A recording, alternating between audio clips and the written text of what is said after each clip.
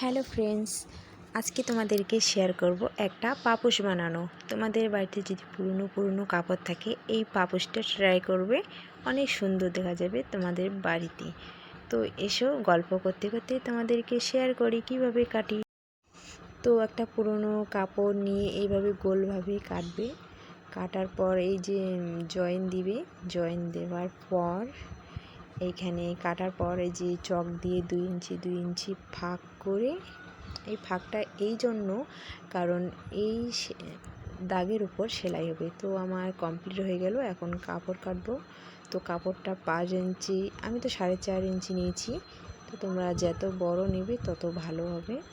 তো আমি অনেক কাপড় কেটে নিলাম, অনেক রঙের কাপড়। তো এখন আমি সেলাই করা শুরু করে দিলাম।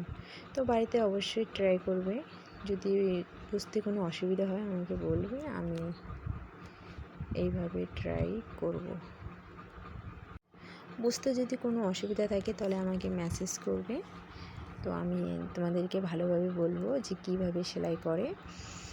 তো আমার এই পাপোশটা তোমাদেরকে কেমন লাগবে তো আমাকে অবশ্যই কমেন্ট করবে, বলবে। ভালো লাগলেও বলবে, খারাপ লাগলেও বলবে, কারণ দেখি কাকে কাকে ভালো লাগে। তো এই যে আমি দ্বিতীয় সেলাইটা শুরু করে দিলাম, হলুদ কাপড়। কারণ এই পাপোশটা বানানোর জন্য যত রঙটা মনে করো ভালো দিতে পারো, তত সৌন্দর্যটা বেশি ভালো লাগবে। তো আমি সেলাই করতে শুরু করলাম। তো আস্তে আস্তে সেলাই করবে, কারণ আস্তে সেলাই করলে একটু জিনিসটা দেখতে ভালো হবে। তো আমি এই যে সেলাই করতেছি। তো তোমরা কেমন আছো অবশ্যই কমেন্ট করবে, বলবে। তো এই যে আমার সেলাই কমপ্লিট হয়ে গেছে। লাল, হলুদ, সবুজ আর লাল রঙটা দিয়েছি, খুব সুন্দর ফুটে উঠেছে। তো এবার আমি মাঝখানেরগুলো সেলাই করব।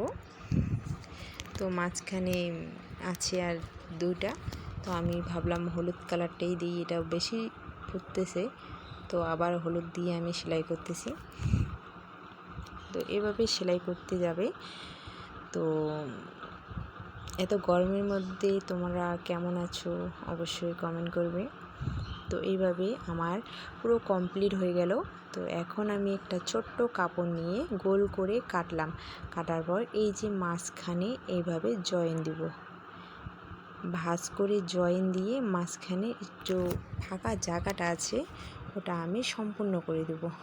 তো তোমাদের সাথে গল্প করতে করতে আমার পাপোশটা হয়ে গেল। তো এখন দেখো আমার পাপোশটা সম্পূর্ণভাবে রেডি।